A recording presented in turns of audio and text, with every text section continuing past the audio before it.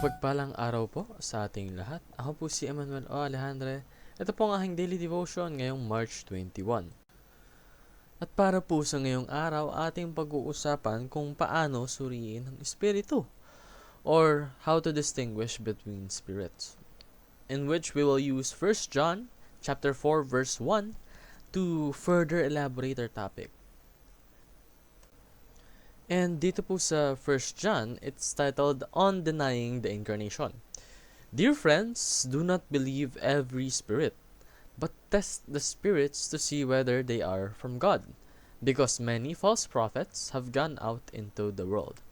Sa Tagalog, subukin ng mga espiritu. Mga minamahal, huwag ninyong paniwalaan ang bawat espiritu. Sa halip, subukin muna ninyo ang mga espiritu kung sila ay mula sa Diyos, sapagkat maraming bulaang propeta ang naririto na sa sanlibutan. So,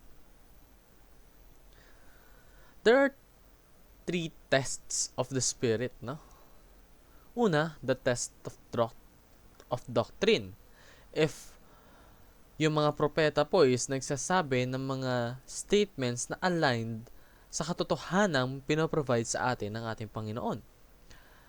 Dapat po, yung mga sinasabi or mga pinapahiwatig ng mga espiritu is aligned or rather sumusuporta sa katotohanan na ibinibigay sa atin ng Panginoon. And the test of practice. Spirits, if they are from God, should reflect God's holiness. Dapat po nakikita sa mga aksyon, sa mga sinasabi, sa mga pinapahiwatig ng espiritu na sila ay nagdadala ng kagitingan, kaluguran ng ating Panginoon. And the test of love. Dapat po yung mga siyang pinagkakatiwalaan natin.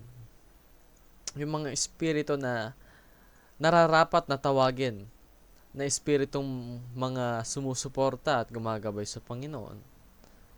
Rather, hindi pala gumagabay, lumulugod sa Panginoon is yung mga espiritong nagde-demonstrate ng kanyang pagmamahal. As Christians, we should know kung ano yung tunay na pagmamahal na wala sa Panginoon. And yung pagmamahal na to is unconditional, no? So, let's test every teaching through the lens of the Bible. Kasi yung Bible po ang dapat na ginagamit nating gabay sa ating buhay. Ito rin ang ating gabay pagdating sa mga impormasyon na ating nakakalap sa mundo.